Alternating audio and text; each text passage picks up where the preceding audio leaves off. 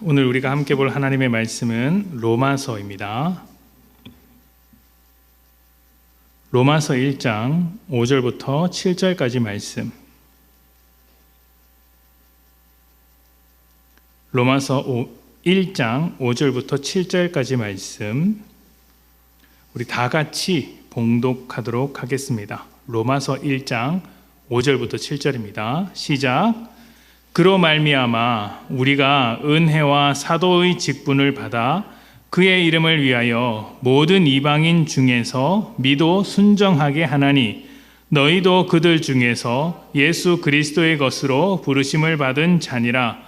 로마에서 하나님의 사랑하심을 받고 성도로 부르심을 받은 모든 자에게 하나님 우리 아버지와 주 예수 그리스도로부터 은혜와 평강이 있기를 원하노라. 아멘. 오늘은 로마서 네 번째 시간입니다. 지난주에까지 우리는 복음이란 무엇인가에 대해서 이야기를 했습니다.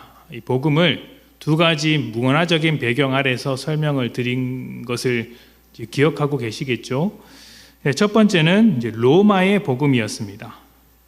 로마의 복음은 이제 로마 그리스 세계에서의 복음은 새로운 황제가 등장하는 소식이었죠. 두 명의 강력한 장군이 왕의 자리를 놓고 성 밖에서 다툽니다. 성 안에서는 소식을 기다리겠죠. 누가 승리했는가? 누가 우리의 왕인가? 사람들은 모두 자기가 지지하고 자기가 따르는 그 장군이 왕이 되기를 기다리고 있었을 것입니다. 만약 내가 지지했던 장군이 왕이 되지 못하면 그 순간 자신은 반역자가 되는 것이기 때문에 얼마나 간절히 그 승리의 소식을 기다렸는지 모릅니다. 전쟁이 끝나고 누군가가 달려와서 성 안의 사람들에게 승리의 소식을 전하는데 마침 내가 지지했던 왕이 승리했다는 소식이 들립니다. 얼마나 기쁘고 감격스럽겠습니까? 이 소식, 이 승전의 소식을 이제 우리는 복음이라고 부릅니다. 로마 시대의 복음이란 이런 승리의 소식, 왕의 등장을 알리는 소식이죠. 이 복음의 소식이 반대쪽 입장에서 보면 결단코 복음이 아닙니다. 절망적인 소식이죠. 한순간에 내가 반역자가 되었기 때문입니다. 우리가 예수님의 복음을, 예수님에 대한 소식을 이 복음이라는 이름으로 설명할 때 이러한 점을 잊어서는 안 됩니다. 우리가 들을 때는 승리의 소식이지만 반대편의 입장에서는, 그러니까 사단에게 소속된 사람들에게 들릴 때는 이것은 승리의 소식이 아니라 절망의 소식이라고 할 수 있겠죠. 이 점을 다 고려해서 복음이라는 말로 예수님에 관한 이야기를 설명하고 있는 거예요. 두 번째 복음에 대한 설명은 유대인의 복음이었습니다. 유대인이 가지고 있었던 복음은 나라가 멸망하고 바벨론 포로 생활로부터 이어진 이 굴욕적인 삶을 청산시켜줄 새로운 메시아, 새로운 그리스도, 새로운 구원자를 기다리는 것과 관련이 있었습니다. 그러니까 지금은 로마의 압제하에 있죠. 이 로마를 다 무너뜨리고 새롭게 나라를 건설할 만한 강력한 힘을 가진 다윗을 모델로 하는 하나님 나라의 새로운 지도자를 기다리고 있었던 것이죠. 이것이 유대인들이 생각하는 복음이었습니다. 그런데 이 두 가지 관점에서 로마인들이 생각하는 복음과 유대인들이 생각하는 복음에 공통점이 있는데 바로 통치자의 등장이라는 것입니다. 새로운 황제가 등장했을 때, 아니면 그 포로 생활을 끝내고 새로운 나라를 건설해줄 다윗과 같은 지도자가 등장했을 때 복음이라고 하는데, 이 두 사람은 모두 통치자, 왕이라는 것이죠. 그것도 아주 막강한 힘을 가진 강력한 권력의 왕입니다. 로마와 유대인 모두 각각의 대항 세력을 깨부수고 이제 권력과 힘을 가지고 세상을 다스려야 할 왕이 이제 복음의 중심에 있어야죠. 그런데 바울이 전하고 있는 이 예수님은 십자가에 매달려 죽임을 당하셨습니다. 앞에서 말씀드린 로마와 유대인의 복음에 전혀 어울릴 수가 없죠. 로마와 유대인에 어울리는 왕이란 그런 모든 적들을 깨어 부수는 왕이어야 하는데 예수님은 그냥 죽으신 것입니다. 이런 사람이 왕이 될 만한 사람일 리가 없습니다. 여러분 영화 관상 보셨습니까? 저는 재밌게 봤는데요. 거기 아주 유명한 등장 씬이 하나 있죠. 그 음악이 둥둥 울리면서 영화가 시작된 지 1시간 정도 나오지 않던 이제 이정재 씨가 드디어 모습을 드러내는 장면이 나옵니다. 그때 이제 누가 봐도 왕이 될 것처럼 등장을 하죠. 아주 그 늠름하게 음악과 함께 등장을 합니다. 왕이 되려면 그 정도가 있어야 합니다. 어떤 강력한 힘을 가진 것처럼 보여야 되죠. 그런데 예수님은 외모로는 흠모할 것이 없다라고 했습니다. 눈 씻고 쳐다봐도 왕이 될 만한 모습은 전혀 보이지 않았다는 것이죠. 왕이 될 수 없는 스토리, 왕이 될 수 없는 배경, 왕이 될 수 없는 그런 모습을 가진 존재가 예수님이었습니다. 그런데 바울이 어떻게 예수님을 세상을 통치할 왕으로 소개하면서 우리에게 복음을 전했던 것일까요? 그 모든 이야기가 가능했던 이유는 부활 때문이었습니다. 십자가에서 죽임당하신 예수님께서 부활하셨다는 것이죠.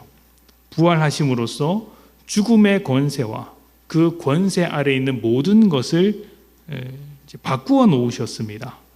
세상이 힘과 권력으로 죽음을 내세울 때 너 말 안 들으면 죽여버릴 거야 이렇게 말하는 세상 가운데 네가 나를 죽여도 나는 부활로서 새로운 생명을 이어간다라고 말할 수 있는 새로운 길이 열리게 된 것이죠. 세상이 죽음으로 통치를 한다면 예수님은 부활로서 그 죽음을 무력화시키셨고 완전히 새로운 세계를 보여주셨습니다. 그 세계를 우리는 하나님 나라라고 부릅니다. 그래서 하나님 나라의 백성은 이 세상에 대하여 이미 승리한 사람들입니다. 세상에 어떤 것들을 가지고 주장을 해도 우리는 그것으로부터 완전히 벗어나 영향을 받지 않기 때문이죠. 힘과 권력과 죽음을 두려워하는 삶에서 사랑과 은혜와 부활을 소망하는 삶으로 변화되었습니다. 예수님과 예수님의 부활이 그것을 가능하게 만들었죠. 이제 우리는 이제 죽음이 가로막는 삶을 사는 것이 아닙니다. 죽음을 두려워하지 않아도 되죠. 실패도 두려워할 필요가 없습니다. 부활의 주님께서 십자가를 통해 생명이라는 것을 만드셨듯이 우리의 모든 것을 합력하여 선을 이루실 것이기 때문입니다. 자, 오늘은 이렇게 예수님의 부활과 복음이 만들어낸 삶 속에서 우리가 어떻게 살아야 하는지 또 우리에게 무엇이 요구되고 있는지를 말씀을 통해 살펴보도록 하겠습니다. 자, 다시 한번 5절부터 7절까지 말씀을 제가 봉독합니다. 그로 말미암아 우리가 은혜와 사도의 직분을 받아 그 이름을 위하여 모든 이방인 중에서 믿어 순종하게 하나니 너희도 그들 중에서 예수 그리스도의 것으로 부르심을 받은 자니라. 로마에서 하나님의 사랑하심을 받고 성도로 부르심을 받은 모든 자에게 하나님 우리 아버지와 주 예수 그리스도로부터 은혜와 평강이 있기를 원하노라. 아멘. 자, 5절 말씀이 어떻게 시작하냐면 그로 말미암아 우리가 은혜와 사도의 직분을 받았다 이렇게 시작을 합니다. 그로 말미암아 사도의 직분을 받았다. 여기서 그는 예수님이시겠죠. 복음의 주인공이자 부활하신 예수님입니다. 우리가 1절에서도 보았듯이 바울이 사도라는 직분을 받은 것은 예수님의 이 복음을 세상 가운데 전하기 위해서였습니다. 그런데 여기서 바울은 자신의 그 사도의 직분, 사도의 역할을 이렇게 설명을 합니다. 은혜와 사도의 직분, 은혜와 사도의 직분이라고 해서 붙여서 설명하는데 이것을 중언법이라고 해요.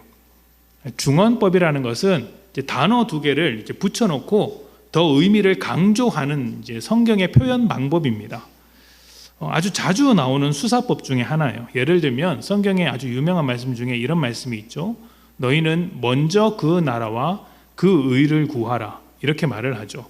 우리가 얼핏 듣기에는 그 나라가 따로 있고 그 의가 따로 있는 것 같지만 이게 중언법이에요. 묶여 있는 거예요. 그래서 이거 기도할 때마다 이제 그 나라와 그 의를 구하라고 하는 것인데 이 말이 뭐냐면 기도할 때 너희는 하나님의 뜻이 이루어지도록 기도해야 한다라고 이야기를 하고 있는 것입니다. 하나님의 뜻이 이루어지도록 기도해야 한다. 근데 이것은 주기도문에 있는 말이죠. 그러니까 주기도문을 강조하면서 이 말씀을 다시 한번 우리에게 주신 거예요. 또 다른 말씀도 있습니다. 요한복음 보면 물과 성령 이런 표현이 있죠. 물과 성령으로 거듭나지 않으면 이렇게 이제 표현합니다. 이 물과 성령도 이제 묶여 있는 거예요. 그러니까 물 같은 성령이라는 뜻인데요. 우리의 죄를 정결하게 씻으시는 성령이라는 의미로도 읽어낼 수 있고, 또 메마른 우리의 심령에 이제 촉촉하게 적셔주시는 성령의 은혜라는 뜻으로도 우리가 충분히 읽을 수가 있습니다. 그렇게 중언법이 사용되는데 은혜와 사도의 직분이라는 것도 중언법이에요. 이것을 풀어서 이야기를 하면 사도 직분이라는 은혜를 받았다. 그리고 은혜로 받은 사도 직분 이렇게 이야기를 할 수 있어요. 강조점이 어디 있냐면 은혜라는 것에 있다는 것이죠. 교회를 핍박하던 바울이었어요. 예수님을 반대했던, 아주 강력하게 반대했던 바울이었습니다. 그런데 한순간에 바울이 예수님을 전하고 있습니다. 누가 잘해서 된 것입니까? 바울이 잘해서 사도라는 직분을 갖게 된 것입니까? 아니죠. 바울이 잘한 것이 없습니다. 바울이 한 일이라고는 예수 믿는 사람을 죽인 거예요. 그런데 예수님께서 그러한 바울을 변화시켜서 사도라는 직분을 주셨습니다. 이것을 너무나도 잘 알았기 때문에 은혜라는 점을 강조했던 것이죠. 이것은 사도 바울에게만 해당하는 것이 아닙니다. 너희는 훌륭해서 예수를 믿는 게 아니다. 너희는 부족하고 연약하기 때문에, 길을 알지 못하기 때문에, 길 잃어버린 양처럼 방황하고 있기 때문에, 죄인이기 때문에 나의 은혜가 필요하다, 나의 사랑이 필요하다고 해서 주님이 우리에게 찾아와 주셨다고 우리가 고백하지 않습니까? 그래서 교회 나오는 사람들이 어떻습니까? 부족한 사람들이 가득하지 않습니까? 앞에 서 있는 목사도 부족하고 성도들도 부족하고, 그럼에도 우리가 주님의 은혜를 부르짖는 이유는 주님께서 그렇게 부족한 자들을 세워서 온전하게 만드시는 분이기 때문입니다. 그러니까 바울에게만 해당되는 은혜가 아니라 모든 사람들에게 똑같이 해당되는 은혜라는 거예요. 그래서 우리가 우리 자신을 자랑할 수 없다, 성경이 이렇게 많이 강조하죠. 이 점을 에베소서 2장 8절에는 이렇게 설명을 해요. 너희는 그 은혜에 의하여 믿음으로 말미암아 구원을 받았으니 이것은 너희에게서 난 것이 아니요, 너희가 만들어낸 것이 아니요. 무엇이라고 합니까? 하나님의 선물이다. 하나님께서 부족한 너희에게 주신 것이다. 이렇게 설명을 합니다. 자, 이렇게 사도 직분의 은혜를 받은 바울이 예수님의 종으로서 복음을 전하기 시작한 거예요. 그런데 이때 바울이 복음을 전하는 목적을 모든 이방인 중에서 믿어 순종하게 하려고 한다라고 설명을 하는 거예요.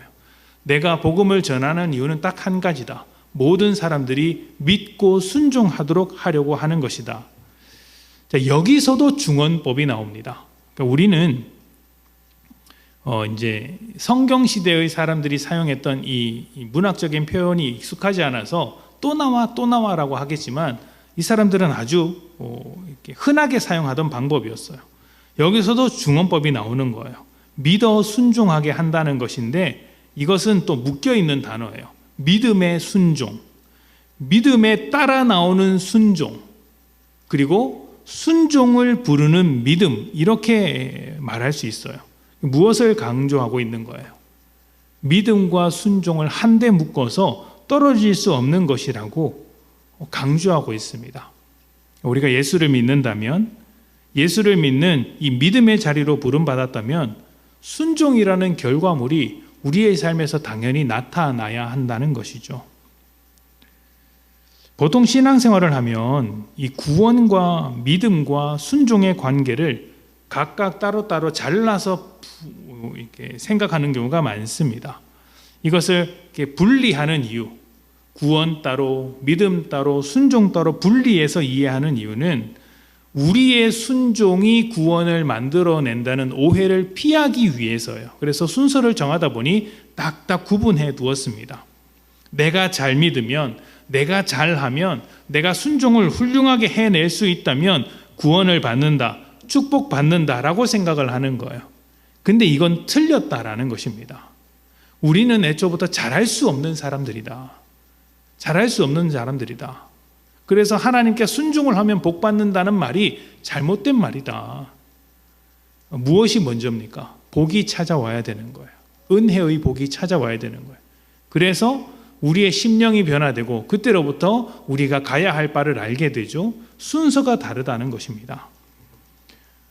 만약 우리가 순종을 잘해서 구원을 받는다, 축복을 받는다라고 이해를 한다면, 그것이 전부라고 받아들인다면 이것은 구원이 하나님의 은혜다라는 말을 이렇게 거절하는 것입니다. 하나님을 무시하는 행동이죠. 문제는 이런 것이에요. 구원과 믿음과 순종을 각각 분리하다 보니 이런 부작용이 생겼다는 것입니다. 이것은 서로 유기적으로 얽혀있는 하나라는 거예요. 유기적으로 얽혀있는 관계 속에서 함께 이루어지는 것인데 마치 별개인 것처럼 생각을 해서 구원 따로, 믿음 따로, 순종 따로 이렇게 생각했다는 것이죠. 자, 이 말씀을 한번 봅시다. 마가복음 8장 35절입니다. 마가복음 8장 35절. 누구든지 자기 목숨을 구원하고자 하면 잃을 것이요, 누구든지 나와 복음을 위하여 자기 목숨을 잃으면 구원하리라. 아멘. 성경에 나오는 이 구원이라는 말이 한 가지 뜻으로만 사용되는 게 아니고 아주 다양한 곳에서 다양한 목적으로 사용됩니다. 예를 들면 내가 어려움을 겪을 때 구원이 필요하다고 이야기하죠. 내가 병들었을 때 구원이 필요하다라고 이야기합니다. 병이 낫는 것을 구원이라고 이야기하죠. 또 원수들에게 둘러싸여 있을 때 구원해달라고도 기도합니다. 뭐 어떤 겁니까? 원수들의 공격으로부터 나를 지켜주십시오. 이런 의미겠죠. 그런데 이러한 구원의 용법들을 다 종합하면 두 가지 정도로 구별할 수 있을 것 같아요. 마가복음에서 그것을 자기 목숨을 구원하고자 하는 것과 또 주님께서 우리를 구원하는 것, 이렇게 두 가지로 나누어서 설명을 하고 계시고 있습니다. 두 가지로 나누어서 설명하고 있어요. 그러니까 먼저 자기 목숨을 구원하고자 하는 것은 일종의 문제, 내 삶에 찾아온 문제의 해결사로서 예수님을 요구하고 있는 거예요. 주님, 내 문제를 해결해 주십시오. 내 어려움이 있는데 여기서 나를 좀 건져내 주십시오. 이렇게 이야기하는 것이죠. 예수님의 뒤를 수많은 사람들이 쫓아다녔는데 다 이렇게 생각하고 쫓아다녔던 거예요. 예수님은 내 삶의 해결사다. 해결사다. 내 문제를 좀 해결해 주었으면 좋겠다. 그래서 내게 필요한 먹을 것도 좀 주시고 병도 고쳐주시고 또 내 삶에 찾아온 다양한 문제들을 해결해 주시기를 원했던 것이죠. 일종의 해결사였습니다. 그런데 주님이 뭐라고 하셨냐면 자기 목숨을 구원하라고 하지 않고 자기 목숨을 버리라고 말씀하셨어요. 자기 목숨을 버리면 내가 구원을 하리라. 이렇게 설명을 하셨습니다. 이것은 삶의 문제를 해결해 주는 것으로는 구원을 다 설명할 수 없다라고 이야기하시는 거예요. 물론 여러분 여기서 오해하시면 안 돼요. 우리의 삶을 돌보시는 주님께서 우리 삶의 문제도 해결해 주십니다. 성경에 보면 어려움을 당하고 있는 수많은 사람들을 하나님께서 또 주님께서 도와주시는 이야기들이 많습니다. 구약에서는 대표적으로 사르밧 과부가 있죠. 가뭄이 들어서 당장 먹을 것이 없는 사르밧 과부에게 하나님께서 살아갈 수 있는 어떤 양식과 힘을 주신 적이 있습니다. 또 신약에 오면 예수님께서 수많은 병든 자들을 고쳐주시고 귀신 들린 자들을 고쳐주시며 이 상한 영혼들을 위로해 주신 장면도 많습니다. 가뭄이 찾아오면 비를 내려주시고 또 어려운 가운데 있는 자들, 원수들에게 둘러싸여 있는 사람들을 다 도와주셨습니다. 우리 삶에 찾아온 모든 문제들로부터 구원해 주시는 분이죠. 그러나 그게 전부가 아니고 그게 본질적인 핵심이 아니라는 것입니다. 주님은 우리 삶의 해결사로 찾아온 분이 아니다. 이 점을 강조하고 싶은 거예요. 구원이 무엇입니까? 내 삶의 문제로부터 건져내 주시는 것, 이게 구원이 아니라 주님께서 우리에게 주시는 구원은 죄가 지배하고 다스리는 세상에서 죄의 종 노릇 하던 우리를 구원하신 것입니다. 그러니까 죄가 만들어내는 문제를 해결해 주시는 것이 아니라 죄가 만들어내는 모든 문제로부터 우리를 구원하시기 위해 죄 그 자체를 해결하신 분이라는 점이죠. 죄가 만들어내는 죽음이라는 문제를 해결하기 위해서 가장 중요한 것은 죄를 해결하는 것 아니겠습니까? 그래서 이 죄의 문제를 풀어주시기 위해 우리에게 오신 분이 예수님이십니다.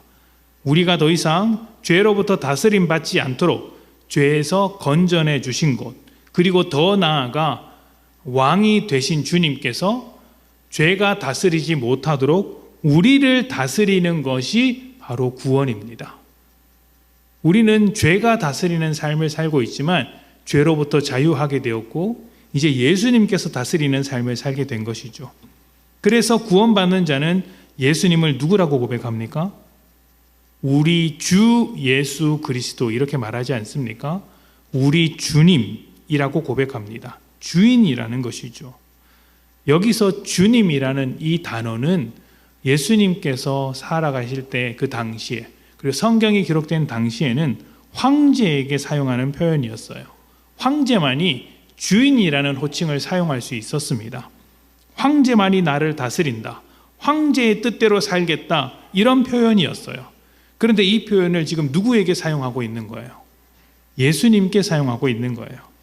예수님만이 나의 왕이시다, 나는 예수님의 뜻대로 살겠다, 이렇게 고백하는 것이 이렇게 믿음이고 구원이라는 것입니다. 예수님은 나의 주인이시다. 그렇다면 예수님을 믿는 자는 어떻게 해야 할까요? 예수님께서 나의 왕 되심을 고백하며 그 왕의 다스림 앞에 순종해야 합니다. 하나님께서 나를 다스리도록, 예수님의 뜻대로 나를 다스리도록 순종하는 것입니다. 이것은 당연한 수순이자 자연스러운 흐름이에요. 만약 이렇게 흘러가지 않으면 정말 이상한 게 되고 말아요. 얼마나 이상해지는지 말씀을 통해서 한번 찾아봅시다. 마가복음 3장 11절부터 12절입니다. 마가복음 3장 11절부터 12절. 더러운 귀신들도 어느 때든지 예수를 보면 그 앞에 엎드려 부르짖어 이르되 당신은 하나님의 아들이니이다 하니 예수께서 자기를 나타내지 말라고 많이 경고하시니라. 아멘.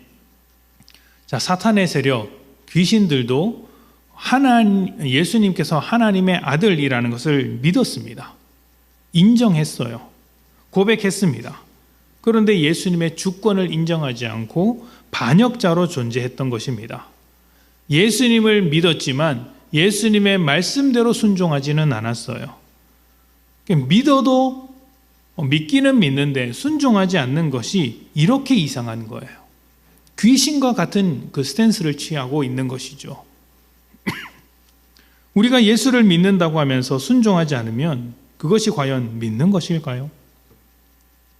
구원을 받지 않았다는 말을 하려는 것이 아닙니다. 순종하지 않았으니 너는 구원받지 않은 것이다, 이런 말씀을 드리려는 게 아니에요. 구원은 믿음으로부터 나옵니다. 그러나 믿음과 순종은 함께 가는 것이라는 말씀을 드리고 싶은 거예요. 함께 가는 것이에요.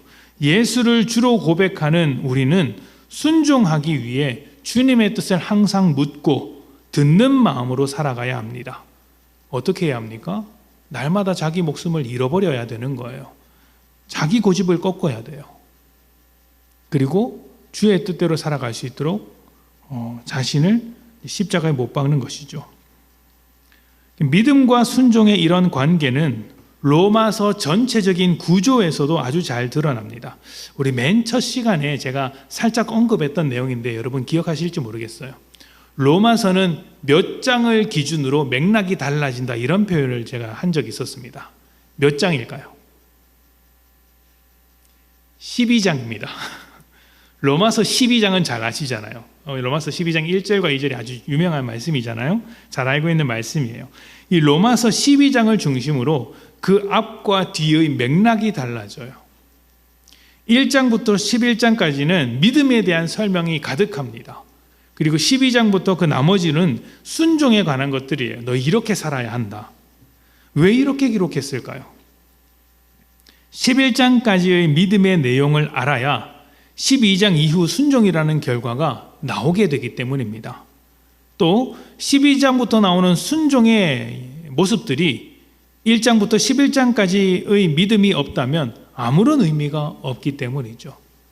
그러니까 로마서에서 나오는 그 사랑의 모습들, 순종의 모습들이 우리의 삶에 넘치더라도 너희가 하나님의 은혜를 모른 채 그렇게 한다면 그 아무런 의미가 없는 것이다 라고 하는 것입니다. 다시 말하면 믿음과 순종은 서로 밀접하게 하나로 엮여 있다는 것을 이 로마서 전체를 통해서도 설명해 주고 있는 것입니다. 우리 다시 한번 로마서 1장 6절부터 7절을 보도록 합시다. 너희도 그들 중에서 예수 그리스도의 것으로 부르심을 받은 자니라. 로마에서 하나님의 사랑하심을 받고 성도로 부르심을 받은 모든 자에게 하나님 우리 아버지와 주 예수 그리스도로부터 은혜와 평강이 있기를 원하노라. 아멘. 자, 믿음은 예수 그리스도의 것으로 부르심을 받는 것입니다. 너희는 이제 죄의 것이 아니다. 예수님의 것이다. 예수님께서 너희를 다스릴 것이니 그 뜻대로 살아야 한다라는 것이죠. 무엇을 위하여 부르심을 받습니까? 순종을 위하여 부르심을 받죠. 믿었으니 하나님의 백성이 되었으니 하나님의 뜻대로 살아라. 그 순종이 너희의 삶을 복되게 만들어 줄 것이다. 이렇게 말하고 있는 거예요. 특별히 7절에서는 이렇게 이야기를 하죠. 로마에서 하나님의 사랑하심을 받고 성도로 부르심을 받은 모든 사람, 이렇게 소개를 해요. 믿음이라는 것은 하나님의 사랑을 받고 성도로 부르심을 받는 것인데 어디에서 받는다라는 이야기입니까? 로마에서 받았다는 거예요. 이 점을 특별히 강조하고 설명하고 싶었던 거예요. 너희 하나님의 부르심을 받아서 하나님의 뜻대로 살아야 하는데 그 부르심을 받은 자리가 어디야? 로마야, 로마. 로마가 어떤 곳이야? 로마는 당시에 힘과 권력의 최정점에 있던 나라였고 예수님을 죽였던 나라였고 예수님의 복음과 반대되는 문화를 형성하고 있던 나라였던 거예요. 너희가 살고 있던 그 나라가 어떤 나라인지 너희가 몸소 경험하고 있을 것 아니냐. 그리고 너희는 그 문화에서 자라왔기 때문에 그 나라의 특징이 온 몸에, 온 삶에 젖어 있을 것 아니냐. 그런데 너희는 그 자리에서부터 하나님의 백성으로 부름을 받았다. 어떻게 살아야 되겠어요? 로마 시민처럼 살아야 되겠어요? 아니면 하나님의 백성으로 살아야 되겠어요? 하나님의 백성으로 살아야 되겠죠? 그것을 위하여 부름을 받았다. 순종하라. 이렇게 강조하고 있는 거예요. 부름을 받은 대로 하나님의 사랑받는 성도로 부름을 받았으니 힘과 권력이 아니라 십자가의 사랑으로 부름받았으니 부름받은 대로 십자가의 사랑이라는 삶을 순종함으로 살아내라고 요구하고 있는 것이죠. 순종하는 것이 여러분 유리할까요? 아니면 불리할까요?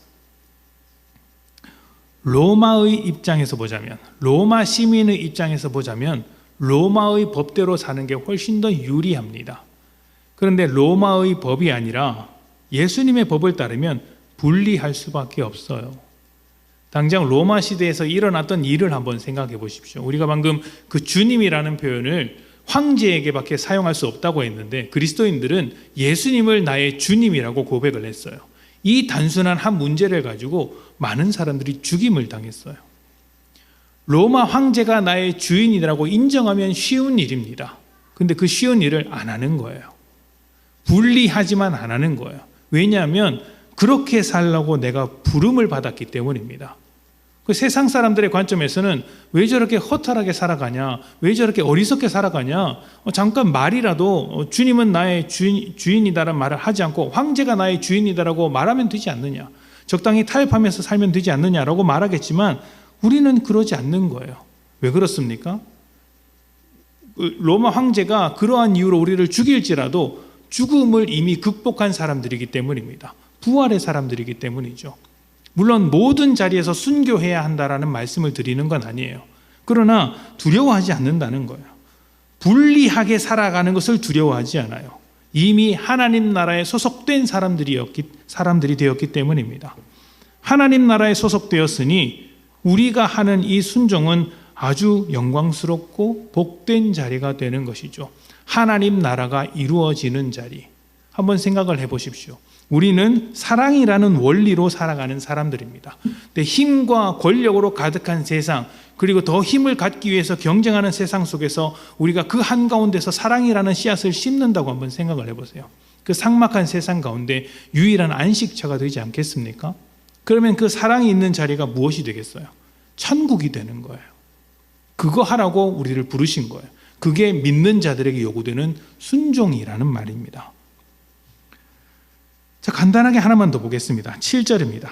7절 마지막에 보면 바울이 이게 지금까지 인사말이거든요. 인사말을 하면서 이제 자기가 앞으로 편지를 이렇게 쓸 거라는 요약을 해두었는데 인사말을 마지막에 이렇게 마무리를 합니다. 주 예수 그리스도로부터 은혜와 평강이 있기를 원하노라. 자, 이 말은 그 당시에 교회와 교회 사이에, 성도와 성도 사이에 자주 사용했던 기도문이자 축복의 언어입니다. 인사이죠. 그런데 여기서 단순히 인사로 생각하기에는 좀 더 생각해 볼 여지가 있어요. 여기서 평강이라는 말은 샬롬이라는 말인데요. 제가 예배 가운데 몇 번 설명을 드려서 잘 아실 거예요. 샬롬은 모든 것이 자기 역할을 잘하고 있을 때를 말하고 있어요. 그러니까 모든 것이 자기 역할을 잘하고 있는 그 상태에서부터 나오는 그 평안한 상태를 말하는 것이죠. 하나님께서는 하나님으로서의 역할을 잘해 주시고 자연 만물은 자연 만물로서의 역할을 잘하고 우리는 우리로서의 역할을 잘하는 상태, 그래서 모든 것이 잘 돌아가는 상태가 샬롬, 평안함인 거예요. 그런데 이 상태가 누구로부터 왔다고 이야기합니까? 예수 그리스도로부터 은혜와 평강이 있기를 원하노라라고 이야기를 하는 거예요. 그동안 죄의 노예가 되어서 살던 우리가 예수님의 은혜로 구원을 받아서 하나님께서 창조하신 목적대로 살게 되었다라는 것입니다. 그러니까 주님의 뜻대로 살면 무엇이 찾아와요? 평안함이 찾아오는 거예요. 우리가 그동안 죄의 노예에서 살 때는 주님께 반역하던 인생이었잖아요. 삶에 평안함이 없어요. 근데 다시 주님께로 돌아가서 주님의 뜻대로 살아가니 평안함, 샬롬이 찾아오는 것입니다. 여기서 우리가 알 수 있는 것은 우리의 평안이 순종과 아주 밀접한 관련이 있다는 거예요. 하나님의 뜻을 따라 순종할 때 우리의 삶은 하나님께서 창조하신 대로 흘러가며 평안할 수 있는 것입니다. 세상은 이 평안을 깨뜨리기 위해 계속해서 노력할 거예요. 아니야, 틀렸어. 힘과 권력을 잡아야지. 집에서도 네가 주도권을 잡아야지. 사람들과의 관계 속에서도 네가 리더가 되어야지. 또 직장에서도 네가 실적을 다 이렇게 뭐라고 해야 되나요? 그것을 실적을 다 가져야지. 다른 사람에게 양보하면 너의 삶은 무너질 거야. 이렇게 겁을 준단 말이에요. 근데 우리는 그 자리에서 무엇을 하는 사람들이에요? 힘과 권력으로 경쟁하는 사람들이 아니라 사랑으로 함께 가는 사람들입니다. 그러면 그러한 사람들이 있는 곳에서 평안함이 나타나겠습니까? 나타나지 않겠습니까? 이것은 일종의 예를 든 것이지만 이것은 하나의 원리이기도 합니다. 하나님께서 우리에게 하나님 나라라는 원리를 가르쳐 주시면서 너희는 세상에서 순종해야 한다. 그 순종이 평안을 만들어낸다는 사실을 잊지 마라. 이 순종은 십자가의 사랑을 보여주었던 나에게 순종함이고 하나님의 백성으로서 하나님의 뜻대로 살아가야 하는 순종함이다. 그 순종이 복이다라고 이야기하는 것이죠. 믿음의 자리로 부름받은 우리에게 요구되는 것은 순종입니다. 이 사실을 잊지 마십시오. 순종은 조건이 아니라 결과입니다. 순종했더니 복을 받는 것이 아니라 믿음이라는 복된 자리에 올라왔으니 하나님의 백성답게 순종해라. 그러면 그 순종을 통해 하나님의 어떠하심이 우리의 삶에 나타날 것이다 라는 것이죠. 여러분이 순종할 때 순종을 통하여 평안을 수많은 사람들이 누리게 됩니다. 순종을 통하여서 수많은 사람들이 살게 됩니다. 순종을 통하여서 수많은 사람들이 은혜를 받게 됩니다. 생명을 얻게 되죠. 이것을 하라고 우리를 믿음의 자리로 부르셨다는 것을 잊지 마십시오. 순종으로 구원을 만들어내는 것이 아니라 구원을 통하여서 믿음을 통하여서 순종의 자리로 부르고 계신 주님을 생각하면서 모든 일 가운데 먼저 우리의 목숨을 잃어버릴 정도로 자신을 지우고 주님의 뜻을 따라 순종하는 복된 여러분 되시기를 축복합니다. 우리 함께 기도하겠습니다.